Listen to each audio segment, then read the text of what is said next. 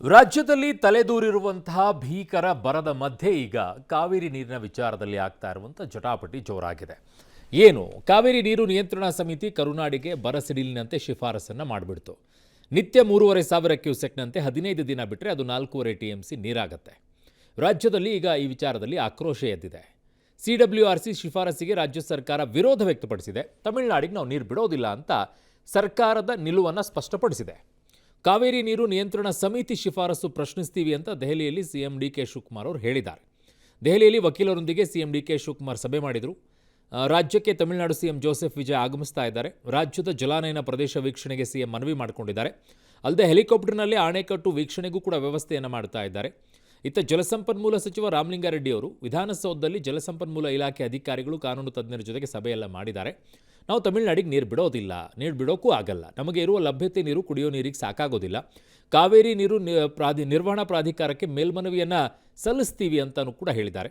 ಈ ಮಧ್ಯೆ ನಾಳೆ ಮಧ್ಯಾಹ್ನ 2:30ಕ್ಕೆ ಕಾವೇರಿ ಜಲ ನಿರ್ವಹಣಾ ಪ್ರಾಧಿಕಾರ CWMA ಅದು ಸಭೆ ಕರೆಯಲಾಗಿದೆ. ಸಭೆ ನೀಡುವ ಆದೇಶ ಈಗ ಕುತೂಹಲವನ್ನು ಕೆರಳಿಸಿದೆ. ಇನ್ನ ವರ್ಣ ಕೃಪೆ ತೋರಿಸಿಲ್ಲ. 2 ಬಾರಿ ಅವರು ಅವ್ರ ರಿಕ್ವೆಸ್ಟ್ನ ರಿಜೆಕ್ಟ್ ಮಾಡಿದ್ರು. ಈ ಬಾರಿ ಸ್ವಲ್ಪ ನೀರು ಬಿಡಬೇಕು ಅಂತ ಹೇಳಿದ್ದಾರೆ. Against that order we are appealing. So ಆಮೇಲೆ ನಾವು ತೀರ್ಮಾನ ಮಾಡ್ತೀವಿ. ಅಪೋಸಿಷನ್ ಪಾರ್ಟಿ ಲೀಡರ್ಸ್ ಹತ್ರ ಕೂಡ ನಾನು ಬೆಂಗಳೂರು ಹೋದ್ಮೇಲೆ ಮಾತಾಡ್ತೀನಿ. ತಮಿಳುನಾಡು ಚೀಫ್ ಮಿನಿಸ್ಟರ್ ಕೂಡ ನನ್ನ ಹತ್ರ ಬಂದು ಮಾತಾಡಲಿಕ್ಕೆ ಅವರು ಇಂಗಿತವನ್ನ ವ್ಯಕ್ತಪಡಿಸಿದ್ದಾರೆ. ಸೊ ನಾವು ಕೂಡ ಗೌರವದಿಂದ ಅವ್ರಿಗೆ ಆಯ್ತು ಬನ್ನಿ ಅಂತ ನಾನು ಹೇಳಿದ್ದೇನೆ. ರಾಜ್ಯದ ಕಾವೇರಿ ಜಲಾನಯನ ಪ್ರದೇಶದ ಕೂಡ ನೀವು ನೋಡಿ ಅಂತ ಕೂಡ ಒಂದು ರಿಕ್ವೆಸ್ಟ್ ಮಾಡಿದ್ದೇನೆ. ಅದಕ್ಕೆಲ್ಲ ವೀಕ್ಷಣೆ ಮಾಡಲಿಕ್ಕೆ ಹೆಲಿಕಾಪ್ಟರ್ ವ್ಯವಸ್ಥೆ ಎಲ್ಲ ಮಾಡ್ತೀನಿ ಅಂತ ಕೂಡ ಹೇಳಿದ್ದೇನೆ. ಸೌಹಾರ್ದತೆ ನಿರ್ಣಯ ಅವ್ರ ವಿಚಾರ ಏನಿದೆ ಅಂತ ನನಗಿನ್ನ ಅರ್ಥ ಆಗಿಲ್ಲ. ಆದರೆ ಬರ್ತೀನಿ ಅಂದಾಗ ನಾವು ಅತಿಥಿನ ಗೌರವದಿಂದ ಸ್ವೀಕಾರ ಮಾಡಬೇಕಾದ್ದು ನಮ್ಮ ಕರ್ತವ್ಯ. ಅದಕ್ಕೆ ಸಿದ್ಧತೆ ಕೂಡ ನಾವು ಮಾಡ್ಕೊಳ್ತೇವೆ. 65.86% ಮಳೆ ಅಂದರೆ 66% ಮಳೆ ನಮ್ಗೆ ಕಡಿಮೆ ಆಗಿದೆ. ಆಮೇಲೆ ಅಲ್ಲಿ ಕುಡಿಯೋ ನೀರಿಗೆ ಅವ್ರಿಗೇನು ತೊಂದರೆ ಇಲ್ಲ. ಎಲ್ಲಿ ಮೆಟ್ಟೂರು ಡ್ಯಾಮಲ್ಲಿ 40 TMC ಇದೆ. ನಮ್ಮಲ್ಲಿ ಇರ್ತಕ್ಕಂಥದ್ದೇ 4 ಡ್ಯಾಮ್ಸು ಸೇರಿ 46 TMC ಲೈವ್ ಇದೆ. ಅದರಿಂದ ನಮಗೆ ಬೇಕು ಅಂತ ನಾವು ತಮಿಳುನಾಡಿಗೆ ನೀರು ಬಿಡೋ ಸ್ಥಿತಿಲಿ ಇಲ್ಲ. ಸಾಂಪ್ರದಾಯಿಕ ರೆಸಿಪಿ, ಮತ್ತಷ್ಟು ಬೇಕೆನಿಸುವ ರುಚಿ. ಕೋಡುಬಳೆ ಅಂದ್ರೆ ಅಡುಕಲೆ.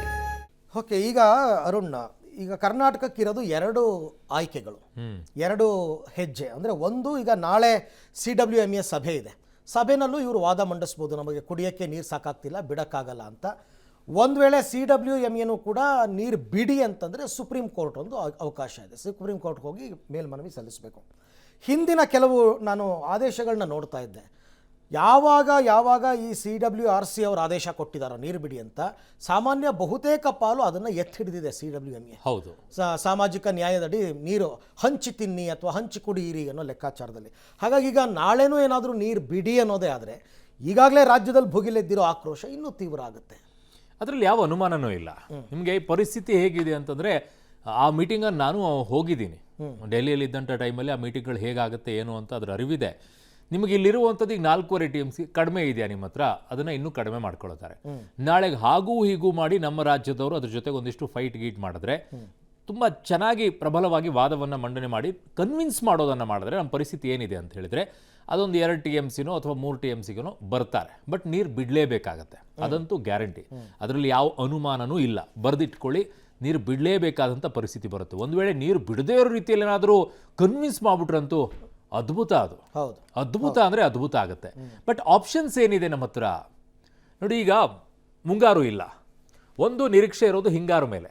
ಹೌದು, ಮಳೆ ಆದರೆ ಡ್ಯಾಮ್ಗಳು ತುಂಬಿದರೆ ಬಚಾವ್. ಡ್ಯಾಮ್ ತುಂಬದೇ ಇದ್ದರೆ ಪರಿಸ್ಥಿತಿ ಎಲ್ಲಿಗೆ ಹೋಗುತ್ತೆ? ಕುಡಿಯೋ ನೀರಿಗೆ ಹಾಹಾಕಾರ ಎದ್ದೇಳುತ್ತೆ. ಅವಾಗ ಏನು ಮಾಡಬೇಕು? ಡೆಡ್ ಸ್ಟೋರೇಜ್ ನೀರನ್ನು ಕೂಡ ಎತ್ಕೊಳ್ಬೇಕಾಗತ್ತೆ. ಅನಿವಾರ್ಯ ಪರಿಸ್ಥಿತಿಗಳಲ್ಲಿ ಡೆಡ್ ಸ್ಟೋರೇಜ್ ನೀರನ್ನು ಕೂಡ ಬಳಕೆ ಮಾಡಿಕೊಂಡಿರುವಂಥದ್ದಿದೆ. ಅವಕಾಶ ಇದೆ, ತಗೊಳ್ತಾರೆ ಅದನ್ನು ಕೂಡ ಅಂಥ ಪರಿಸ್ಥಿತಿ ಬಂದರೆ. ಬಟ್ ಬೆಂಗಳೂರಿನಲ್ಲಿ ಏನು ಮಾಡಬೇಕು? ಸರ್ಕಾರ ಮುಖ್ಯವಾಗಿ ಮಾಡ್ಕೊಳ್ಬೇಕಾಗಿರೋದು ಒಂದು ಕಮಿಟಿಯನ್ನು ರಚನೆ ಮಾಡ್ಕೊಳ್ಬೇಕಾಗಿದೆ. ಈ ಕಮಿಟಿಯ ಮೂಲಕವಾಗಿ ಏನು ಮಾಡಬೇಕು? ಹಿಂಗಾರು ಬರದೇ ಇದ್ದರೆ ನಾವು ಹೇಗೆ ಎಚ್ಚರಿಕೆಯನ್ನು ತೆಗೆದುಕೊಳ್ಳಬೇಕು ಅನ್ನುವಂಥದ್ದನ್ನು ಮೂಲವಾಗಿಡಬೇಕು. ಒಂದು 15 ದಿನನೂ 1 ತಿಂಗಳೊಳಗಡೆಗೆ ಏನು ಮಾಡಬೇಕು ಅನ್ನೋದರ ರಿಪೋರ್ಟನ್ನು ತಗೊಳ್ಬೇಕು. ಬಹಳ ಟೈಮು ಅಲ್ಲ ಅವರಿಗೆ, 15ರಿಂದ 1 ತಿಂಗಳೊಳಗಡೆ ಮುಗಿಸ್ಬೇಕು ಅಂತ ಹೇಳಿ. ಅದರ ಜೊತೆಗೆ ಕುಡಿಯೋ ನೀರಿನ ಆದ್ಯತೆಯ ವಿಚಾರ ಬಹಳ ಮುಖ್ಯವಾಗುತ್ತೆ. ಈಗ ತಮಿಳುನಾಡು ಕೇಳ್ತಾ ಇರೋದು ಅವ್ರ ಕ್ರಾಪಿಗೆ. ನಮ್ಮಲ್ಲಿರುವಂಥ ಕ್ರಾಪ್ಗಳೆಲ್ಲ ಹೊರಟೋಯ್ತು. ಹೌದು, ನಮ್ಮಲ್ಲಿರುವಂಥದ್ದು ಯಾರು ಪಾಪ ಬೆಳೆದಿದ್ದಾರೋ ಅವ್ರಿಗೊಂದಿಷ್ಟು ಕೊಡುವಂಥ ಕೆಲಸ, ಆ ಬೆಳೆಗಳು ಉಳಿಯೋಕಾದ್ರೂ ಒಂಚೂರು ಬಚಾವ್ ಮಾಡಿಕೊಡಿ, ಆ ರೈತರಿಗಾದ್ರೂ ಒಂದಿಷ್ಟು ಇಲ್ಲ, ಮಂಡ್ಯ ಅನುಕೂಲ ಭಾಗದಲ್ಲಿ ಏನು ಆಗತ್ತೆ. ಈಗ ಭತ್ತ ಕಬ್ಬು ಹಾಕಿದ್ರು ಅದು ಆಲ್ಮೋಸ್ಟ್ ಹೋಗಿದೆ. ಅಲ್ಲ ಅದನ್ನ ಬಿಟ್ಟು ಇನ್ನುಳಿದಂಥ ಉಳಿದಿರುವಂಥ ಅಲ್ಪ ಸ್ವಲ್ಪ ಬೆಳೆಗಳಿಗೆ ಒಂಚೂರು ನೀರು ಕೊಟ್ಟರೆ ಬದುಕೊಳ್ಳುತ್ತವೆ ಅನ್ನುವಂಥದ್ದು ಯಾವುದಿದೆ ಅದಕ್ಕೊಂಚೂರು ಉಳಿಸಿ, ಸಾಯ್ಬೇಕಾದ್ರೆ ಒಂದನಿ ನೀರು ಬೇಕು ಅಂತ ಹೇಳ್ತಾರೆ. ಹಾಗೆ ಪಾಪ ಬೆಳೆದಿರುವಂಥ ಬೆಳೆಗಳಿಗೆ ಒಂದಿಷ್ಟು ಕೊಡುವಂಥದ್ದಾದರೆ ನೋಡಿ ಅದಕ್ಕೆ. ಇಲ್ಲ, ಕುಡಿಯೋ ನೀರಿಗೆ ಯಾವ ವ್ಯವಸ್ಥೆ ಆಗಬೇಕು ಅಂತ ಕಮಿಟಿ ಕಡೆಗೆ ನೋಡ್ಕೊಳ್ಬೇಕು. ಸ್ಪೆಷಲಿ ಬೆಂಗಳೂರಿನಲ್ಲಿ ನಿಮ್ಗೆ ಬೇಕಾಗಿರುವಂಥದ್ದು 2 ರಿಂದ 2.5 TMC ನೀರು ಬೇಕಾಗತ್ತೆ ಪ್ರತಿ ತಿಂಗಳಿಗೆ. ನೀವು ಈಗಿರುವಂಥ ಡ್ಯಾಮ್ಗಳಲ್ಲಿರುವಂಥ ನೀರಿನ ಪ್ರಮಾಣವನ್ನು ನೋಡ್ಕೊಂಡು ಹೋದರೆ ಡಿಸೆಂಬರ್ ಅಷ್ಟೊತ್ತಿಗೆ, ಜನವರಿ ಅಷ್ಟೊತ್ತಿಗೆ ಅದು ಕೊಲ್ಯಾಪ್ಸ್ ಆಗುತ್ತೆ, ಮಳೆ ಬರದೇ ಇದ್ದರೆ. ಸಮಸ್ಯೆ ಆಗೋದೇನು ಫೆಬ್ರವರಿ, ಮಾರ್ಚು, ಏಪ್ರಿಲು, ಮೇ, ಮತ್ತೆ ಅಗೇನ್ ಆ 4 ತಿಂಗಳು ಎಂತಹ ಪರಿಸ್ಥಿತಿಗೆ ಹೋಗಿ ಕೂತ್ಕೊಳ್ತೀವಿ ಅಂತಂದ್ರೆ ಒಂದೊಂದು ಹನಿಗೂ ಕೂಡ ಪರದಾಡಬೇಕಾದಂತ ಪರಿಸ್ಥಿತಿ ಇದೆ. ಕೇಳಿ Definitely. ಏನೋ ಒಂದು ಬೇಸಿಗೆ ಇರುತ್ತೆ, ಹೌದು. ನೀರೆಲ್ಲ ಹಿಂಗ್ ಹೋಗುತ್ತೆ, ಹೌದು, ಇರೋ ನೀರು ಹಿಂಗ್ ಹೋಗುತ್ತೆ. ಎಕ್ಸಾಕ್ಟ್ಲಿ. ಈಗ ಆಗಬೇಕಾಗಿರೋದು ಆ ಕಮಿಟಿಗಳು ಬೆಂಗಳೂರಿನಲ್ಲಿ ಯಾವ್ಯಾವ ಭಾಗಗಳಲ್ಲಿ, ಕೆಲವು ಕಡೆಗಳಲ್ಲಿ 3 ಇಂಚು, 4 ಇಂಚು, 5 ಇಂಚು ಬೋರ್ವೆಲ್ ಇದಾವೆ. ಆ ಬೋರ್ವೆಲ್ಗಳಲ್ಲಿ ಎಲ್ಲೆಲ್ಲಿದ್ದಾವೆ ಅವನ್ನ ಲಿಸ್ಟ್ ಮಾಡಿ ಇಟ್ಕೊಳ್ಳೋಕೆ ಹೇಳಬೇಕು. ನಾಳೆ ನೀರಿನ ಪ್ರಮಾಣ ಸಿಗದೇ ಇದ್ರೆ ಅದು ಖಾಸಗಿಯೂ ಆಗಿರಬಹುದು ಅಥವಾ ಸರ್ಕಾರಿನೂ ಆಗಿರ್ಬೋದು, ಬೋರ್ವೆಲ್ಗಳು ಅವ್ರ ಹತ್ರ ಮಾತಾಡ್ಕೊಳ್ಬೇಕು, ನೀರಿನ ವ್ಯವಸ್ಥೆ ಮಾಡ್ಕೋಬೇಕು, ಟ್ಯಾಂಕರ್ ಮೂಲಕವಾಗಿ ನೀರು ಕೊಡುವಂಥ ವ್ಯವಸ್ಥೆಗಳನ್ನು ಇಟ್ಕೊಳ್ಬೇಕು. ಈಗಿಂದಲೇ ತಯಾರಿ ಮಾಡಿಕೊಂಡ್ರೆ ಮುಂದೆ ಬದುಕೊಳ್ತೀವಿ, ಇಲ್ಲಾಂದರೆ ಆಗೋದಿಲ್ಲ. ಆಮೇಲೆ ಡ್ಯಾಮ್ಗಳಲ್ಲಿರುವಂತಹ ಹೂಳೇನಿದೆ ನೀವಂತೂ ತೆಗಿಯೋಕ್ಕಾಗಲ್ಲ, ಅದನ್ನ ಕಾರಣ ಆರ್ಥಿಕವಾಗಿ ಬಹಳ ಕಷ್ಟ ಆಗುತ್ತೆ. ರೈತರಿಗೆ ಹೇಳಿ ನಿಮಗೆ ಬೇಕಾಗಿರುವಂಥ ಹೂಳನ್ನು ತಕ್ಕೊಂಡು ಹೋಗಿ ಅಂತೇಳಿ, ಕಾರಣ ಅದು ಒಳ್ಳೆಯದೇ, ಅವ್ರವ್ರ ಜಮೀನುಗಳಿಗೆ ಬಹಳ ಚೆನ್ನಾಗಿರುತ್ತೆ, ಅದು ಫಲವತ್ತತೆ ಆಗಿರುವಂತಹ. ಅವ್ರಿಗೆ ಹೇಳಿ, ಅವ್ರ ಪಾಡಿಗೆ ಅವ್ರು ತೊಗೊಂಡು ಹೋಗ್ತಾರೆ. ನಿಮಗಂತೂ ಹೂಳು ತೆಗಿಯೋಕ್ಕಾಗೋದಿಲ್ಲ. ರಾಜ್ಯದಲ್ಲಿರುವಂಥ ಕೆರೆಗಳು ಹೂಳು ತೆಗೆದುಬಿಟ್ಟು ಮಳೆ ಬಂದಾಗ ಕೆರೆಗಳನ್ನು ತುಂಬಿಸಬೇಕು ಅನ್ನುವಂಥ ಯೋಚನೆಗಳು ನಿಮಗೆ ಯಾರಿಗೂ ಇಲ್ಲ. ಅದರಲ್ಲಿ ದುಡ್ಡು ಹೆಂಗೆ ಹೊಡಿಯೋದು ಅಂತ ಯೋಚನೆ ಮಾಡ್ತೀರಾ. ಆದರೆ ಇಂತಹ ಒಳ್ಳೆ ಕೆಲಸಗಳಿಗೆ ಯಾರೂ ಇಂಟ್ರೆಸ್ಟ್ ಇರೋದಿಲ್ಲ ಅವರಿಗೆ. ಸೊ ಹಾಗಾಗಿ ಡ್ಯಾಮ್ಗಳ ವಿಚಾರದಲ್ಲಿ ಇದನ್ನು ಕಾನ್ಸಂಟ್ರೇಟನ್ನು ಮಾಡ್ಕೊಳ್ಳಿ. ಬೆಂಗಳೂರಿನ ಕುಡಿಯೋ ನೀರಿನ ವಿಚಾರದಲ್ಲಿ ಮಾಡ್ಕೊಳ್ಳಿ. ಕಾವೇರಿ ನೀರಿನ ವ್ಯಾಪ್ತಿಯನ್ನು, ಕುಡಿಯೋ ನೀರಿನ ಯಾವ್ಯಾವ ಜಿಲ್ಲೆಗಳಲ್ಲಿದೆ ಆ ಜಿಲ್ಲೆಗಳಲ್ಲಿ ಹೇಗೆ ಮಾಡಬೇಕು, ಸೇಮ್ ಬೆಂಗಳೂರಲ್ಲಿ ಯಾವ ರೀತಿಯಾಗಿ ಅಪ್ಲೈ ಮಾಡ್ತಾ ಇದ್ದೀರಾ ಅಲ್ಲೂ ಕೂಡ ಹಾಗೆ ಆಗಬೇಕಾಗಿದೆ. ಫಸ್ಟು ಈ ಸಮಿತಿ ರಚನೆಯನ್ನು ಮಾಡಿಬಿಡಿ, ಆಲ್ರೆಡಿ ಮಾಡೋದು ಬೆಟರು ಅಂತ ಅನ್ನಿಸ್ತಾ ಇದೆ. ಇನ್ನುಳಿದಂಥ ನಿಮ್ಮ ಫೈಟ್ಗಳೇನಿದೆ ಅದೆಲ್ಲ ಫೈಟ್ ಮಾಡಿ, ಎಷ್ಟಾಗುತ್ತೋ ನಾವು ಕಾನೂನಾತ್ಮಕವಾಗಿ ಹೋರಾಟ ಮಾಡಬೇಕಾಗಿದೆ. ಅದನ್ನು ಹೊರತುಪಡಿಸಿ ನಮ್ಮ ಹತ್ರ ಬೇರೆ ಆಯ್ಕೆ ಇಲ್ಲ. ನೀರು ಬಿಡಿ ಅಂತಂದರೆ ಬಿಡಲೇಬೇಕಾಗತ್ತೆ. ನಾವೆಷ್ಟೇ ಹೋರಾಟ ಮಾಡಿ, ಎಷ್ಟೇ ಬೆಂಕಿ ಹಚ್ಕೊಂಡು, ಎಷ್ಟೇ ರಸ್ತೆ ತಡೆ ನಡೆಸಿ, ರಾಜ್ಯವನ್ನು ಎಷ್ಟೇ ಬಂದ್ ಮಾಡ್ತೀವಿ ಅಂತ ಹೇಳಿದ್ರೆ ಯಾರಿಗೆ ಹಾನಿ ಆಗೋದು? ನಷ್ಟ ಆಗೋದು ನಮ್ಮ ರಾಜ್ಯಕ್ಕೇ. ಆರ್ಥಿಕವಾಗಿ ಪೆಟ್ಟು ಬೀಳೋದು ನಮ್ಮ ರಾಜ್ಯಕ್ಕೆ. ಮೊದಲೇ ಸರ್ಕಾರದ ಬಳಿ ದುಡ್ಡಿಲ್ಲ ಗ್ಯಾರಂಟಿಗಳಿಗೆ ಕೊಡೋಕ್ಕೆ. ನೀವು ಹೀಗೆಲ್ಲ ಬಂದ್ ಮಾಡಿ ಅದೊಂದಿಷ್ಟು ಆರ್ಥಿಕ ಹೊಣೆ ಬಿದ್ದರೆ ಅವ್ರು ಮತ್ತಿನ್ಯಾವುದೋ ರೂಪದಲ್ಲಿ ನಮ್ಮ ಮೇಲೇ ಹಾಕ್ತಾರೆ. ಇದಾಗೋದು ಬೇಡ ಅಂದ್ರೆ ಬಂದ್ ವಿಚಾರವನ್ನು ಹೊರಗಿಟ್ಟು ಬಂದ್ ಮಾಡೋದಾದ್ರೆ ತಮಿಳ್ನಾಡಿಗೆ ಬಿಸಿ ಮುಟ್ಟೋ ರೀತಿಯಲ್ಲಿ ಮಾಡಬೇಕು. ನಾವು ಮುಂಜಾಗ್ರತಾ ಕ್ರಮಗಳು ಏನೇನು ತಗೋಬೇಕು ಅನ್ನೋದ್ರ ಬಗ್ಗೆ ಹೇಳ್ತಾ ಇದ್ದೀರಲ್ವಾ. ಈಗ ನಾಳೆ CWMA ಸಭೆಯಲ್ಲಿ ನೀವು ಹೇಳ್ದಂಗೆ ಈಗ ನಾವು 3,500 ಕ್ಯೂಸೆಕ್ ಪರ್ ಡೇ ಬಿಡಿ ಅಂದಿದ್ದಾರೆ. ಅವ್ರು ಒಂದು ಸ್ವಲ್ಪ ಬಾರ್ಗೇನ್ ಮಾಡಿ ಬೇಡಪ್ಪ 3,000 ಬಿಡಿ ಅಂತನೋ, ಪ್ರತಿದಿನ 2,500 ಕ್ಯೂಸೆಕ್ ನೀರು ಬಿಡಿ ಅಂತನೋ ಅಂದರೆ ಬಿಡಲೇಬೇಕಾದ ಅನಿವಾರ್ಯತೆಗೆ ರಾಜ್ಯ ಸರ್ಕಾರ ಸಿಕ್ಕಾಕೊಳ್ಳುತ್ತೆ. ಬಟ್ ಇಲ್ಲಿ ರೈತರು ಅದನ್ನು ಒಪ್ತಾರಾ? ಮತ್ತೆ ಹೋರಾಟ ಜಾಸ್ತಿ ಆಗುತ್ತೆ, ಮಾಡೋಕ್ಕಾಗಲ್ಲ, ನಡೆಯುತ್ತೆ. ಮತ್ತೆ ನಾವು ಕೋರ್ಟಿಗೆ ಅಪೀಲ್ ಮಾಡಬೇಕು ಅಂತೀವಿ, ಅಪೀಲ್ ಮಾಡ್ತೀವಿ. ಆಮೇಲೆ ಏನೂ ಇಲ್ದಾಗೇನೆ ಹಿಂದೆ ಎಲ್ಲ ಅನೇಕ ಸರ್ಕಾರಗಳಿದ್ದಂಥ ಟೈಮಲ್ಲಿ, ಅದು ಕಾಂಗ್ರೆಸ್ ಆಗಿರ್ಬೋದು, BJP ಆಗಿರ್ಬೋದು, ರಾತ್ರಿ ನೀರು ಕಳಿಸಿರೋದು ನಾನು ನೋಡಿದ್ದೀನಿ. ಅದೇ ಹೇಳಿದ್ದು ರೈತರುಗಳಿಗೆ. ಆಮೇಲೆ ಮಂಡ್ಯ ರೈತರು ನೀವು ಯಾಮರ್ಸಕ್ಕೆ ಆಗಲ್ಲ, ಗೊತ್ತಾಗ್ಬಿಡುತ್ತೆ ಅವ್ರಿಗೆ ನದಿಯಲ್ಲಿ ನೀರು ಯಾವ ಕಲ್ಲನ್ನ ಮುಳುಗಿಸಿದೆ, ಯಾವ ಬಂಡೆನಲ್ಲಿ ಎಷ್ಟು ಹೈಟಲ್ಲಿ ನೀರು ಹರಿತಾ ಇದೆ ಎಲ್ಲ ಗೊತ್ತಾಗ್ಬಿಡುತ್ತೆ ಅವ್ರಿಗೆ. ಇವ್ರು ಕದ್ದು ಮುಚ್ಚಿ ನೀರು ಬಿಟ್ಟಿಲ್ವಾ ಎಲ್ಲ ಗೊತ್ತಾಗ್ಬಿಡುತ್ತೆ. ಹಾಗಾಗಿ ಯಾಮರ್ಸಕ್ಕಂತೂ ಆಗಲ್ಲ. ಆಪ್ಷನ್ ಒಂದೇ, ನಾಳೆ ಸಮಿತಿಯಲ್ಲಿ ಕನ್ವಿನ್ಸ್ ಮಾಡಬೇಕು, ನಮ್ಮ ಪರಿಸ್ಥಿತಿ ಏನಿದೆ ಅನ್ನೋದನ್ನ ಚಿತ್ರಣವನ್ನ ಮುಂದ್ಗಡೆಗೆ ಇಡಬೇಕು. ಅದು ಅಲ್ಲೂ ಕೂಡ ಆಗದೆ ಇದ್ರೆ ಮತ್ತೆ ಸುಪ್ರೀಂ ಕೋರ್ಟಿಗೆ ಹೋಗ್ಬೇಕಾಗತ್ತೆ. ಅದರ ಮಧ್ಯದಲ್ಲಿ ಸುಪ್ರೀಂ ಕೋರ್ಟು ನಾವು ಮಾಡೋಣ ಸ್ವಲ್ಪ ನೀರು ಬಿಡಿ ಅಂತ ಹೇಳ್ತಾರೆ. ಹೇಳದೇ ಇದ್ರಂತೂ ನಮ್ಮ ಪುಣ್ಯ, ಬದುಕೊಂಡ್ವಿ ಅಂತ ಅರ್ಥ. ಈಗ ನನಗೆ ಇನ್ನೊಂದು ಆಶ್ಚರ್ಯ ಏನಂದ್ರೆ, ತಮಿಳ್ನಾಡು CM ವಿಜಯ್ ಏನೋ ಬರ್ತಾ ಇದ್ದಾರೆ ಕರ್ನಾಟಕಕ್ಕೆ ಅಂತನ್ಬಿಟ್ಟು, ನೀವು ಹೆಲಿಕಾಪ್ಟರ್ನಲ್ಲಿ ಕರ್ಕೊಂಡು ಹೋಗ್ಬಿಟ್ಟು ವಿಜಯ್ಗೆ KRS ಮತ್ತೆ ಹಾರಂಗಿ ಜಲಾಶಯ ತೋರಿಸ್ಬಿಟ್ಟು, ನೋಡ್ರಪ್ಪ ನೀರಿಲ್ಲ ಅಂತ ಅಂದ್ಬಿಟ್ರೆ ಅವ ನೀರಿಲ್ಲ ನಿಮ್ಮ ಹತ್ರ ಅಂದ್ಬಿಟ್ಟು ಹೊಟ್ಟಾಗ್ತಾರ ಅವರು? ಚಾನ್ಸೇ ಇಲ್ಲ. ಅವ್ರ ರಾಜ್ಯದಲ್ಲಿ ಅವರು ರಾಜಕೀಯ ಮಾಡಬೇಕು ಅಲ್ವಾ? ಅದು ಇದ್ದಿದ್ರೆ ಅವ್ರು ಯಾಕೆ ಹಿಂಗೆ ಅವ್ರ ಹತ್ರ 41 TMC ನೀರು ಇಟ್ಕೊಂಡ್ಬಿಟ್ಟು ನಮ್ಮ ಹತ್ರ ಯಾಕೆ ನೀರು ಕೊಡಿ ಅಂತ ಕೇಳ್ತಾ ಇದ್ರು ಅವರು? ಅವರಲ್ಲೂ ರಾಜಕೀಯನೇ. ಅವರಿಬ್ಬರ ನಡುವೆ ಅಲ್ಲಿ ಜಟಾಬಡಿ ನಡೀತಾ ಇದೆ, ಅವರ ಪಕ್ಷ ಮತ್ತು ವಿರೋಧ ಪಕ್ಷಗಳ ನಡುವೆ. ಅಲ್ಲಿ ನೀರಿಗೋಸ್ಕರ ಅವ್ರು ಕಿತ್ತಾಡ್ತಾ ಇದ್ದಾರೆ. ಇಲ್ಲ, DMK ಅವರು ನೀವು ಕರ್ನಾಟಕಕ್ಕೆ ಹೋಗೋದೇ ತಪ್ಪು ಅಂತ ಹೇಳ್ತಾ ಇದ್ದಾರೆ. ಅವ್ರು ಹೇಳ್ತಾರೆ, ಬಟ್ ಒಳ್ಳೆಯ ಮೂವ್ ಅದು ವಿಜಯ್ ಇಡ್ತಾ ಇರುವಂಥದ್ದು. ಯಾಕೆ ಅಂತ ಹೇಳ್ತೀನಿ. ಈ ಸಂದರ್ಭದಲ್ಲಿ ನಮಗೂ ಒಂದು ಒಳ್ಳೆಯ ಅವಕಾಶ ಏನು ಅಂತಂದರೆ, ಮೇಕೆದಾಟು ವಿಚಾರವನ್ನು ಪ್ರಸ್ತಾಪ ಮಾಡಿಕೊಂಡು ನಾವು ಹೇಗೆ ಕಾವೇರಿ ವಿಚಾರವನ್ನು CWMAಯಲ್ಲಿ ಅವ್ರಿಗೆ ಕನ್ವಿನ್ಸ್ ಮಾಡಬೇಕಾಗಿದೆಯೋ ಹಾಗೆ ವಿಜಯ್ಗೂ ಕೂಡ ಕನ್ವಿನ್ಸ್ ಮಾಡಬೇಕಾಗಿದೆ. ಈ ಡ್ಯಾಮ್ ಬಂದರೆ ನೀರು ಹೆಚ್ಚಿನ ರೀತಿಯಲ್ಲಿ ಮಳೆ ಆದಾಗ ಸ್ಟೋರೇಜ್ ಆಗುತ್ತೆ, ನೀವು ಕಷ್ಟ ಇದ್ದಾಗಲೂ ಕೂಡ ನಮಗೆ ನೀರು ಬಳಕೆ ಮಾಡ್ಕೊಳ್ಳೋಕ್ಕಾಗತ್ತೆ. ಇವೆಲ್ಲ ಕನ್ವಿನ್ಸ್ ಮಾಡೋಕ್ಕೂ ಒಂದು ಅದ್ಭುತವಾಗಿರುವಂಥ ಅವಕಾಶ ಇದೆ. ಅವರಾಗೆ ಬರ್ತೀನಿ ಅಂತ ಹೇಳಿದಾಗ ಅವರನ್ನು ಇದರಲ್ಲಿ ಒಪ್ಪಿಸೋದ್ರಲ್ಲಿ ಮಾನ್ಯ ಮುಖ್ಯಮಂತ್ರಿಗಳು ಯಶಸ್ವಿ ಆಗಲಿ ಅಂತ ನಾವು ಆಶಿಸ್ತೀವಿ. ಕೊನೆಯ ಒಂದು ವಿಚಾರ ಏನಂದರೆ, ಪುಣ್ಯಕ್ಕೆ ಇವತ್ತು 3 ದಿವಸದಿಂದ ಮಡಿಕೇರಿ ಭಾಗದಲ್ಲಿ ವಿಪರೀತ ಮಳೆ ಕೈಕೊಟ್ಟಿತ್ತು. ಇವತ್ತು ಬೆಳಗ್ಗೆಯಿಂದ ತುಂಬ ಮಳೆ ಆಗ್ತಾ ಇದೆ. ಹಾಗಾಗಿ ನಿಮಗೆ ಕೊಡಗಲ್ ತುಂಬ ಮಳೆ ಆಯಿತು ಅಂದರೆ ಡ್ಯಾಮಿಗೆ ನೀರು ಬರುತ್ತೆ. ಹಾಗಾಗಿ ಅದೇ ರೀತಿ ಆಗ್ಬಿಟ್ಟು ಡ್ಯಾಮಿಗೆ ಜಾಸ್ತಿ ನೀರು ಬಂದ್ಬಿಟ್ರೆ ಇಷ್ಟೆಲ್ಲ ಗೋಜಲೇ ಇರಲ್ಲ. ಅಯ್ಯೋ, ಇಷ್ಟೆಲ್ಲ ಪ್ರತಿಭಟನೆಗಳು ಇರೋದಿಲ್ಲ, ಏನೂ ಇರೋದಿಲ್ಲ. ಹೌದು, ಲಾಸ್ಟ್ 15 ದಿನ ಮಳೆ ಆಗಿದ್ದಕ್ಕೆ ಈ ಪರಿಸ್ಥಿತಿಯಲ್ಲಿ ಇದ್ದೀವಿ. ಆ 15 ದಿನಾನೂ ಮಳೆ ಆಗದೇ ಇದ್ದಿದ್ರೆ ಕಷ್ಟ ಇತ್ತು. ಈ ಡ್ಯಾಮ್ಗಳ ಪರಿಸ್ಥಿತಿ ಎಲ್ಲ ನಿಮಗೆ ನೀರು ಹನಿ ಯೋಚನೆ ಮಾಡಬೇಕಂತ ಪರಿಸ್ಥಿತಿ ಇತ್ತು. ಆಮೇಲೆ ಇನ್ನೊಂದು ಬಹಳ ಮುಖ್ಯವಾಗಿ, ನೀರನ್ನು ಬಳಕೆ ಮಾಡಬೇಕಾದ್ರೆ ಹಿತಮಿತವಾಗಿ ಬಳಕೆ ಮಾಡಿ. ಪರಿಸ್ಥಿತಿ ಹಂಗಿಲ್ಲ ಇವಾಗ. ಬೆಂಗಳೂರಿನಲ್ಲೂ ಅಷ್ಟೇ, ಕಾರ್ ತೊಳೆಯೋದು, ನೀರು ಹಿಡ್ಕೊಂಡು ಚೆಲ್ಲೋದು ಇವೆಲ್ಲ ಮಾಡೋಕ್ಕೆ ಹೋಗಬೇಡಿ. ಹುಷಾರಾಗಿ ಎಚ್ಚರಿಕೆಯಿಂದ ನೀರನ್ನು ಬಳಕೆ ಮಾಡ್ಕೊಳ್ಳಿ, ಹಿತಮಿತವಾಗಿ ಬಳಕೆ ಮಾಡಿ, ಅಷ್ಟೇ ನಾನು ಹೇಳೋದು. ಆ ನಿಟ್ಟಿನಲ್ಲಿ GB ಅವರು ಕೂಡ ಹಿಂದೆ ರೂಲ್ಸನ್ನು ಹೊರಡಿಸಿದ್ರಲ್ಲ, ಆ ರೂಲ್ಸನ್ನು ಮುಂದೆ ಹೊರಡಿಸಿ ಮತ್ತೆ. ರೈಟ್. ಇನ್ನು ಕಾವೇರಿ ನೀರು ವಿವಾದ ಈಗ ಮತ್ತೆ ಮುನ್ನೆಲೆಗೆ ಬಂದಿದೆ. ರಾಜ್ಯದಲ್ಲಿ ಸಹಜವಾಗಿ ಕಾವೇರಿ ಕಿಚ್ಚು ಭುಗಿಲೆದ್ದಿದೆ. ತಮಿಳುನಾಡಿಗೆ 4 TMC ನೀರು ಬಿಡುವಂತೆ ಕಾವೇರಿ ನೀರು ನಿಯಂತ್ರಣ ಸಮಿತಿ ಶಿಫಾರಸ್ಸಿಗೆ ತೀವ್ರ ಆಕ್ರೋಶ ವ್ಯಕ್ತವಾಗಿದೆ. CWRC ಶಿಫಾರಸ್ಸು ವಿರುದ್ಧ ಕನ್ನಡಪರ ಸಂಘಟನೆಗಳು ತೀವ್ರವಾಗಿ ರೊಚ್ಚಿಗೆದ್ದಿದ್ದು ಕರ್ನಾಟಕ ಬಂದ್ ಎಚ್ಚರಿಕೆಯನ್ನು ನೀಡಿವೆ. ನಾಡಿದ್ದು ಕರ್ನಾಟಕ ಬಂದ್ ಭವಿಷ್ಯ ಗೊತ್ತಾಗುತ್ತೆ. ನಾಡಿದ್ದು 11 ಗಂಟೆಗೆ ಎಲ್ಲ ಕನ್ನಡ ಪರ ಸಂಘಟನೆಗಳ ಸಭೆ ನಡೆಯುತ್ತೆ. ಕನ್ನಡ ಪರ ಹೋರಾಟಗಾರ ವಾಟಾಳ್ ನಾಗರಾಜ್ ನಾಡಿದ್ದು ಸಭೆ ನಡೆಸಲಾಗುತ್ತೆ. ಸಭೆ ಬಳಿಕ ಬಂದ್ ದಿನಾಂಕವನ್ನು ನಿರ್ಧರಿಸ್ತೀವಿ, ಕರ್ನಾಟಕ ಬಂದ್ ಮಾಡೇ ಮಾಡ್ತೀವಿ ಅಂತ ಹೇಳಿದ್ದಾರೆ. ಇನ್ನು ಕರವೇ ಪ್ರವೀಣ್ ಶೆಟ್ಟಿ ಕಾವೇರಿ ನೀರನ್ನು ಬಿಡೋದಕ್ಕೆ ನಾವು ಒಪ್ಪಲ್ಲ, ತಮಿಳುನಾಡಿಗೆ CM ನೀರು ಬಿಡಬಾರ್ದು ಅಂತ ಆಗ್ರಹಿಸಿದ್ದಾರೆ. ಎಲ್ಲ ಕನ್ನಡ ಸಂಘಟನೆಗಳು ಒಗ್ಗೂಡಿ ಕರ್ನಾಟಕ ಬಂದ್ ಬಗ್ಗೆ ನಿರ್ಧಾರ ಮಾಡ್ತೀವಿ ಎಂದಿದ್ದಾರೆ. ಈತ ನಾರಾಯಣಗೌಡ ಬಣ ಬಂದ್ ವಿಚಾರದಲ್ಲಿ ತಟಸ್ಥವಾಗಿದೆ. ಬಂದ್ ಮಾಡೋದ್ರಲ್ಲಿ ನನಗೆ ವಿಶ್ವಾಸ ಇಲ್ಲ, ಪದೇ ಪದೇ ಕರ್ನಾಟಕ ಬಂದ್ ಮಾಡ್ಕೊಂಡು ಕೂರೋದಕ್ಕಾಗಲ್ಲ, ಬಂದ್ ಬದಲು ಬೇರೆ ರೀತಿ ಹೋರಾಟ ಮಾಡೋಣ ಅಂತ ಹೇಳಿದ್ದಾರೆ. ಇನ್ನು ನಾಳೆಯಿಂದ ರಾಜ್ಯಾದ್ಯಂತ ನಾವು ಬೇರೆ ಬೇರೆ ರೀತಿ ಹೋರಾಟ ಮಾಡ್ತೀವಿ ಅಂತ ನಾರಾಯಣಗೌಡರು ಹೇಳಿದ್ದಾರೆ. ಕಾವೇರಿ ವಿಚಾರದಲ್ಲಿ ನಾವೆಲ್ಲ ಒಮ್ಮತ ಅಖಂಡ ಕರ್ನಾಟಕ ಬಂದ್ ಕರಿತೀವಿ. ನಾಳಿದ್ದು ಬೆಳಗ್ಗೆ 11 ಗಂಟೆಗೆ ಎಲ್ಲಾ ಕನ್ನಡ ಪರ ಸಂಘಟನೆಗಳ ಸಭೆಯನ್ನ ಕರೆದಿದ್ದೀವಿ. ಸಭೆ ಅಲ್ಲಿ ಎಲ್ಲಾ ರೀತಿಯ ನಿರ್ಣಯವನ್ನ ತಗೊಳ್ತೀವಿ. ಅಖಂಡ ಕರ್ನಾಟಕ ಬಂದ್ ಮಾಡೋದಕ್ಕೆ ತೀರ್ಮಾನ ತಗೊಳ್ತೀವಿ. ಕರ್ನಾಟಕದ ಯಾವುದೇ ಡ್ಯಾಮ್ಗಳಲ್ಲಿ ನೀರಿಲ್ಲ. ಮಳೆ 20% ಮಳೆ ಬಂದಿಲ್ಲ. ನಮ್ಗೆ ನೀರಿಲ್ಲ ಅಂತ ಸಂದರ್ಭದಲ್ಲಿ ನೀರ್ ಬಿಡಿ ಅಂದ್ರೆ ಹೆಂಗ್ ಸಾಧ್ಯ ನೀರ್ ಬಿಡಕ್ಕೆ? ಕಾವೇರಿ ನೀರಾವರಿ ನಿಯಂತ್ರಣ ಮಂಡಳಿ ಬಿಡ್ಲಿಕ್ಕೆ ಹೇಳಿದೆ. ಇದನ್ನ ಕರ್ನಾಟಕ ರಕ್ಷಣಾ ವೇದಿಕೆ ತೀವ್ರವಾಗಿ ಖಂಡಿಸ್ತೀವಿ. ವಾಟಾಳ್ ನಾಗರಾಜ್ ಅವರ ನಾಯಕತ್ವದಲ್ಲಿ ಮುಂದಿನ ದಿನ ಕರ್ನಾಟಕ ಬಂದ್ ಕರೆ ಕೊಡ್ಲಿಕ್ಕೆ ನಾವೆಲ್ಲ ಯೋಚನೆಯನ್ನ ಮಾಡುವಂತ ಕೆಲಸವನ್ನ ನಾವು ಮಾಡ್ತೀವಿ.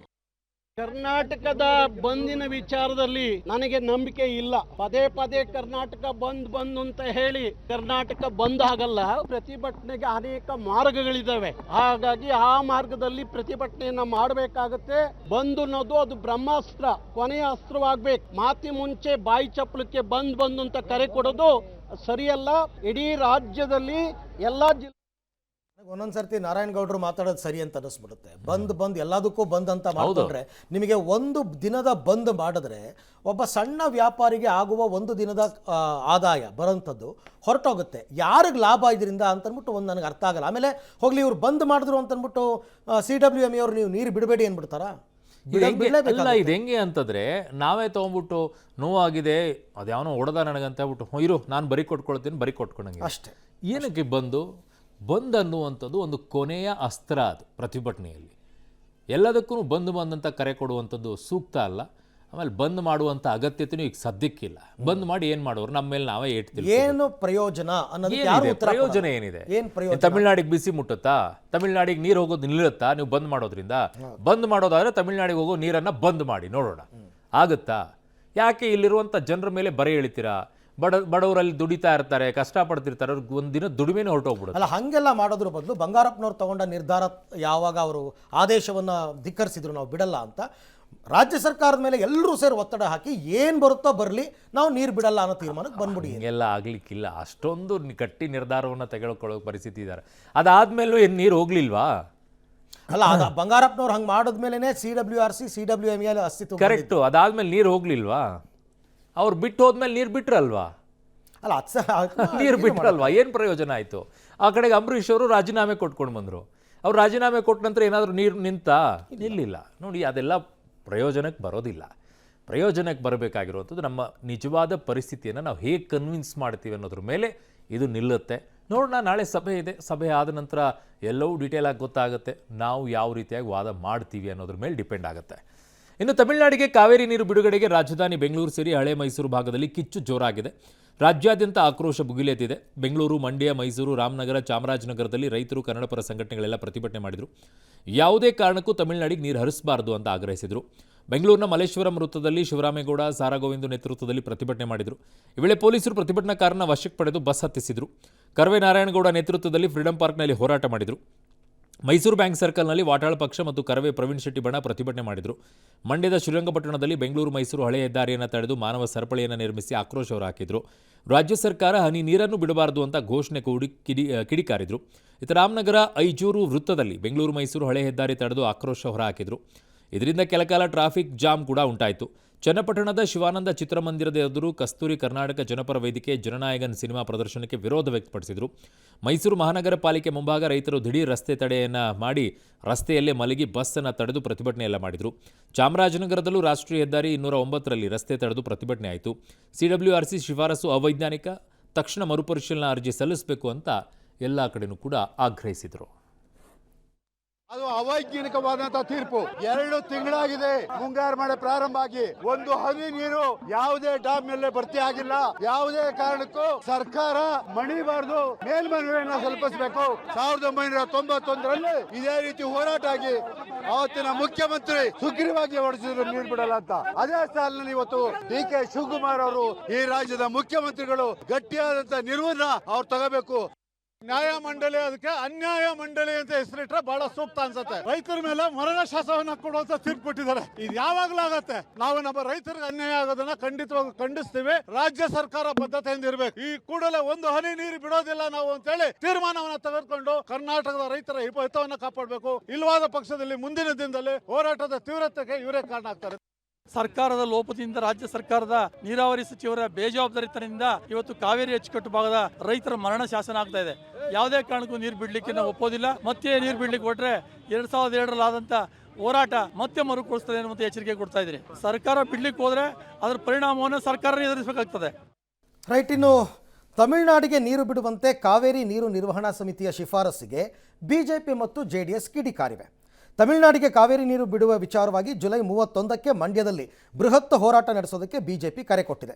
BJP ರಾಜ್ಯಾಧ್ಯಕ್ಷ ವಿಜೇಂದ್ರ ನೇತೃತ್ವದಲ್ಲಿ ಪ್ರತಿಭಟನೆ ನಡೆಸೋದಕ್ಕೆ ತೀರ್ಮಾನಿಸಲಾಗಿದೆ. ಆ ಭಾಗದ ರೈತರು, ರೈತ ಸಂಘಟನೆಗಳು ಹೋರಾಟಕ್ಕೆ ಬೆಂಬಲ ಕೊಡಬೇಕು ಅಂತ ವಿಜೇಂದ್ರ ಮನವಿ ಮಾಡಿದ್ದಾರೆ. ಇನ್ನು ಬರ ಪರಿಸ್ಥಿತಿ ಇದೆ, ಯಾರೂ ಕೂಡ ಬೆಳೆ ಬೆಳಿಬೇಡಿ ಅಂತ CM ಕಳೆದ ಕೆಲವು ದಿನಗಳ ಹಿಂದೆ ಕರೆ ಕೊಟ್ಟಿದ್ದರು. ರಾಜ್ಯದ ರೈತರಿಗೆ CM ಧೈರ್ಯ ತುಂಬಬೇಕಿತ್ತು, ಅವರು ಆತ್ಮಸ್ಥೈರ್ಯ ಕುಗ್ಗಿಸುವ ಕೆಲಸ ಮಾಡ್ತಾರೆ ಅಂತ ವಾಗ್ದಾಳಿ ನಡೆಸಿದರು. ಇನ್ನು ವಿಪಕ್ಷ ನಾಯಕ ಅಶೋಕ್ ಕಾವೇರಿ ನೀರಿನ ವಿಚಾರದಲ್ಲಿ ದೆಹಲಿಯಲ್ಲಿ ಮೀಟಿಂಗ್ ಮಾಡೋದಕ್ಕಾಗಲಿಲ್ಲ ಅಂತ ಚಾಟಿ ಬೀಸಿದ್ದಾರೆ. ಇತ್ತ ಕೇಂದ್ರ ಸಚಿವ ಕುಮಾರಸ್ವಾಮಿ ಈ ಶಿಫಾರಸು ಅವೈಜ್ಞಾನಿಕ ಹಾಗೂ ನಮ್ಮ ನಾಡಿನ ಜನತೆಗೆ ಮಾರಕ ಅಂತ CWRC ವಿರುದ್ಧ ಕಿಡಿಕಾರಿದ್ದಾರೆ. ಇನ್ನು ಪರಮೇಶ್ವರ್, MB ಪಾಟೀಲ್ ಕೂಡ ಇದನ್ನು ವಿರೋಧಿಸಿದ್ದಾರೆ. 2,500 ಅವ್ರಿಗೂ ಗೊತ್ತಿದೆ ನೀರಿಲ್ಲ ಹೇಗೆ ಕೊಡೋದು ಅಂತೇಳಿ. ಸರ್ಕಾರ ಒಂದು ವೇಳೆ ಒಪ್ಪಿಕೊಂಡು ಇರೋ ನೀರನ್ನು ಕೊಟ್ಬಿಡ್ಬೋದೇ ಅಂತ ಆತಂಕವನ್ನು ವ್ಯಕ್ತಪಡಿಸ್ತಾ ಅವ್ರು ಮಾಡಿದ್ದಾರೆ. ಸರ್ವಪಕ್ಷದ ಸಭೆಯನ್ನು ಕರಿತೀನಿ ಅಂಥೇಳಿ ಮುಖ್ಯಮಂತ್ರಿಗಳು ಪ್ರಸ್ತಾಪ ಮಾಡಿದ್ದಾರೆ. ತಮಿಳುನಾಡಿನ ಮುಖ್ಯಮಂತ್ರಿಗಳು ಬೆಂಗಳೂರಿಗೆ ಬರುವ ಸಾಧ್ಯತೆ ಕೂಡ ಇದೆ. ಒಂದು ವೇಳೆ ಅವ್ರು ಬಂದಾಗ ಅದನ್ನು ನಾವು ಅವ್ರ ಜೊತೆಯಲ್ಲೂ ಕೂಡ ಪ್ರಸ್ತಾಪ ಮಾಡ್ಬೋದು. ನಮಗೆ ಸಾಕಾದಷ್ಟು ನೀರಿದ್ರೆ ನಾವು ಕೆಳಗಡೆ ಬಿಡ್ಬೋದು. ನೀರಿಲ್ಲದಾದಾಗ ನಾವು ಬಿಡ್ಲಿಕ್ಕಾಗಂಗಿಲ್ಲ. ಅವಾಗ ಸಂಕಷ್ಟ ಸೂತ್ರ ಬರ್ತದೆ. ಅದೆಲ್ಲವನ್ನ ಕೂಡ ವಿಚಾರ ಮಾಡಿ ನಮ್ಮ ಒಂದು ರಿಕ್ವೈರ್ಮೆಂಟ್ ನೋಡಿಕೊಂಡು ಕಾಂಪ್ಲೈ ಮಾಡಬೇಕಾದಂಥ ಅವಶ್ಯಕತೆ ಇರ್ತದೆ. ನೋಡಿ, ಅವ್ರ ಕಡೆ ಎಲ್ಲಾನು ಡಾಟಾ ಇದ್ದೇ ಇರ್ತದೆ. ಈ ನಿರ್ಣಯಗಳು ಬರ್ತವೆ. ಹೀಗಾಗಿ ಅಂತ ಸಂದರ್ಭ ಬಂದಾಗ ನಾವು ಅವ್ರಿಗೆ ಮನವರಿಕೆ ಮಾಡಿಕೊಡುವಂಥದ್ದು ಮತ್ತೆ ಅಪೀಲ್ ಮಾಡುವಂಥದ್ದು ಇದು ನಮ್ಮ ಕಡೆ ಸಾಧ್ಯ ಇಲ್ಲ. ಕಡೆನೇ ನೀರಿಲ್ಲ, ನಮ್ಮ ರಿಕ್ವೈರ್ಮೆಂಟ್ಗೆ ನೀರಿಲ್ಲ, ನಾವು ಡೆಡ್ ಸ್ಟೋರೇಜ್ವರೆಗೆ ಇವತ್ತೂ ಸಹ ಹೋಗುವಂಥ ಪರಿಸ್ಥಿತಿ ಬಂದಿದೆ ಅನ್ನೋದನ್ನು ಕೂಡ ಮನವರಿಕೆ ಮಾಡಿಕೊಡ್ತೇವೆ. ಇವತ್ತಿನ ಈ ತೀರ್ಪು ಅವೈಜ್ಞಾನಿಕವಾದಂಥದ್ದು ಮತ್ತು ನಮ್ಮ ನಾಡಿನ ಜನತೆಗೆ ಒಂದು ಮಾರಕವಾದಂಥ ಒಂದು ತೀರ್ಮಾನಗಳಾಗಿದೆ. ಇದರ ವಿರುದ್ಧ ಇವತ್ತು ನಾವು ಒಗ್ಗಟ್ಟಿನಿಂದ ಹೋರಾಟ ಮಾಡಬೇಕಾಗ್ತದೆ. ಈಗಾಗಲೇ ಆ ಭಾಗದ ರೈತ ಮುಖಂಡರುಗಳು, ಹಲವಾರು ಕನ್ನಡ ಸಂಘ ಸಂಸ್ಥೆಗಳು ಸಹ ಹೋರಾಟಕ್ಕೆ ಈಗಾಗಲೇ ಕರೆಯನ್ನು ಕೊಟ್ಟಿದ್ದಾರೆ. ಅದು ಒಂದು ರೀತಿ ನಮ್ಮ ಒಂದು ಪ್ರತಿಭಟನೆ, ನಮ್ಮ ರಾಜ್ಯಕ್ಕೆ ಆಗಿರ್ತಕ್ಕಂಥ ಅನ್ಯಾಯವನ್ನ ಇವತ್ತು ತಮಿಳುನಾಡಿನವರು ನಮ್ಮ ಮೇಲೆ ಒತ್ತಡ ಹಾಕಿ ನಮಗೆ ನೀರನ್ನ ಕೊಡಲೇಬೇಕು ಅಂತಕ್ಕಂಥ ಟ್ರಿಬ್ಯುನಲ್ನ ಆದೇಶದ ಮೇರೆಗೆ ಒತ್ತಡಗಳೇನಿದೆ, ಇವತ್ತು ನಮ್ಮ ಪರಿಸ್ಥಿತಿ ಏನಿದೆ ಅಂತಕ್ಕಂಥದ್ದನ್ನ ಧ್ವನಿ ಎತ್ತದೇ ಇದ್ರೆ ಅದು ಎಲ್ಲ ಒಂದು ಕಡೆ ನಮ್ಮ ತಪ್ಪುಗಳಾಗ್ತದೆ ಅಂತಕ್ಕಂಥದ್ದು ನನ್ನ ಅಭಿಪ್ರಾಯ. ಇದರಲ್ಲಿ ಎಲ್ಲರೂ ಒಗ್ಗಟ್ಟಿನಿಂದ ಹೋರಾಟ ಮಾಡಬೇಕು. KRS ಜಲಾಶಯದಲ್ಲಿ 17.39 TMC ಅಷ್ಟು ನೀರ್ ಸ್ಟೋರೇಜ್ ಇದೆ. ಅದರಲ್ಲಿ 5 TMC ಅಷ್ಟು ಡೆಡ್ ಸ್ಟೋರೇಜ್, ಬಾಕಿ ಉಳಿದಿರ್ತಕ್ಕಂಥದ್ದು 13-14 TMC ಮಾತ್ರ. ನೀವು ದಿನನಿತ್ಯ ಮತ್ತೆ ತಮಿಳುನಾಡಿಗೆ ನೀರನ್ನ ಹರಿಬಿಡೋದಕ್ಕೆ ಶುರು ಮಾಡಿದ್ರೆ ಕಾವೇರಿ ಕೊಳ್ಳದ ರೈತರ ಪರಿಸ್ಥಿತಿ ಏನಾಗ್ತದೆ? ಯಾಕೆ ಇವತ್ತು ಮುಖ್ಯಮಂತ್ರಿಗಳು ಆ ಭಾಗದ ರೈತರ ಜೀವನ ಜೊತೆ ಚೆಲ್ಲಾಟ ಆಡ್ತಾ ಇದ್ದಾರಾ? ರೈತರ ಜೀವನ ಜೊತೆ ಚೆಲ್ಲಾಟ ಆಡೋದನ್ನ ಬಿಟ್ಟು CWRCಗೆ ಮರು ಪರಿಶೀಲನಾ ಅರ್ಜಿಯನ್ನ ತತ್ಕ್ಷಣ ಹಾಕಬೇಕು. ಭಾರತೀಯ ಜನತಾ ಪಾರ್ಟಿ ನಾಡಿದ್ದು 31ನೇ ತಾರೀಕು ಮಂಡ್ಯದಲ್ಲಿ ಬೃಹತ್ ಹೋರಾಟಕ್ಕೆ ನಾವು ಕರೆಯನ್ನು ಕೊಡ್ತಾ ಇದ್ದೇವೆ. ಆ ಭಾಗದ ರೈತ ಸಂಘಟನೆಗಳು ನಮ್ಮ ಹೋರಾಟಕ್ಕೆ ಬೆಂಬಲವನ್ನು ನೀಡಬೇಕು ಅಂತ. ನೀರಿನ ಕೊರತೆ ಇದೆ, ಬಿಡಕ್ಕಾಗಲ್ಲ ಅಂತೇಳಿ ಮುಖ್ಯಮಂತ್ರಿ ಸಭೆ ಮಾಡಿಲ್ಲ. ತಮಿಳ್ನಾಡಿಗೆ ಹಿಂದೆನೂ ಕೂಡ ರಾತ್ರಿ ಬಿಟ್ಟಿದ್ದಾರೆ ತಮಿಳ್ನಾಡಿಗೆ ನೀರು ಬಿಡೋಕ್ಕೆ. ಯಾಕಂದ್ರೆ ಅಲ್ಲೂ ಇಂಡಿ ಸರ್ಕಾರ ಇರೋದು. ಕಾವೇರಿ ಪ್ರಾಧಿಕಾರ ಏನು ನೀರು ಬಿಡು ಅಂತ ಹೇಳಿದ್ದಾರೆ, ಅದರಲ್ಲಿ ಒಂದು ಹನಿ ನೀರು ಕೂಡ ಮಿಸ್ ಆಗ್ದಂಗೆ ನಾವು ನೋಡಿದ್ರೆ ಇಷ್ಟು ಹೇಳ್ಬಿಟ್ಟು ಹೋಗ್ತಾರೆ. ನೀರೇ ಇಲ್ಲ, ನೀರೆಲ್ಲಿ ಬಿಡೋಕ್ಕಾಗತ್ತೆ? ಪ್ರಾಧಿಕಾರ ನಿಜವಾಗ್ಲೂ ಗ್ರೌಂಡಲ್ಲಿ ಏನು ನಡೀತಾ ಇದೆ, ಏನಿದೆ, ಎಷ್ಟಿದೆ ನೀರು, ನಮ್ಗಳಿಗೆ ಎಷ್ಟು ಬೇಕು ಅದನ್ನು ಅರ್ಥ ಮಾಡ್ಕೊಂಡು ಈ ಥರ ಆದೇಶಗಳನ್ನು ಕೊಡ್ತಿದ್ದಾರೋ ಇಲ್ವೋ ಅನ್ನೋದು ನನಗೆ ಡೌಟ್ ಆಗಿದೆ. ಯಾವುದೇ ಕಾರಣಕ್ಕೂ ಇಲ್ಲಿ ನೀರು ಕೊಡೋಕ್ಕಾಗಲ್ಲ. ಬೆಳೆದು ನಿಂತಿರೋ ಬೆಳೆಗಳಿಗೆ ನಮಗೆ ನೀರಿಲ್ಲ. ಸರ್ಕಾರದವರು ಎಲ್ಲ ರೀತಿಯ ಕಾನೂನಾತ್ಮಕ ಹೋರಾಟ ಏನಿದೆ ಅದನ್ನು ಕೈಗೆತ್ಕೋಬೇಕಾಗ್ತದೆ. ಈಗ 15 ದಿನಗಳ ಕಾಲ 4 TMC ನೀರೇನು ಬಿಡಬೇಕು ಅಂತ. ಇದರಲ್ಲಿ ಒಂದೇ, ಈಗ ಮಾನ್ಯ ಮುಖ್ಯಮಂತ್ರಿಗಳು ಸರ್ವಪಕ್ಷ ಸಭೆಯನ್ನು ಕರೆದು ಒಂದಿಷ್ಟು ಮಾತುಕತೆಯನ್ನು ಮಾಡಿ ವಿಶ್ವಾಸಕ್ಕೆ ತೆಗೆದುಕೊಳ್ಳೋ ಕೆಲಸವನ್ನು ಮಾಡಬೇಕು. ಅದು ಯಾಕೆ ಇನ್ನೂ ಮಾಡಿಲ್ಲ ಗೊತ್ತಿಲ್ಲ, ಬಟ್ ಈಗ ಮಾಡ್ಬೋದು ಅಂತ ಕಾಣಿಸುತ್ತೆ. 3 ದಿವಸದಿಂದ ಪಾಪ ಅವರು ಸ್ವಲ್ಪ ಬ್ಯುಸಿ ಇದ್ದಾರೆ ಕ್ಯಾಬಿನೆಟ್ ವಿಚಾರದಲ್ಲಿ. ಅವ್ರಿಗೆ ಅವ್ರ ಟೆನ್ಷನ್ ಸಿಕ್ಕಾಬಟ್ಟಿ ಆಗ್ಬಿಟ್ಟಿದೆ. ಇಲ್ಲಿವರೆಗೂ ನೀಟ್ ವಿಚಾರದಲ್ಲಿದ್ದರು, ಈಗ ಕ್ಯಾಬಿನೆಟ್ ವಿಚಾರದಲ್ಲಿದ್ದಾರೆ. ಇನ್ನು ಸರ್ವಪಕ್ಷ ಸಭೆ ಮಾಡ್ತಾರೆ, ಮಾಡಬೇಕದು. ಆ್ಯಕ್ಚುಲಿ ಮಾಡುವ ಲಕ್ಷಣಗಳು ಏನೋ ಸದ್ಯಕ್ಕೆ ಕಾಣಿಸಿಲ್ಲ. ಮೋಸ್ಟ್ಲಿ ನಾಳೆ ಮೀಟಿಂಗ್ ಆದಮೇಲೆ ಏನೋ ಮಾಡ್ಬೋದೇನೋ, ಏನು ನಿರ್ಧಾರ ಬರುತ್ತೆ ಅನ್ನೋದ್ರ ಮೇಲೆ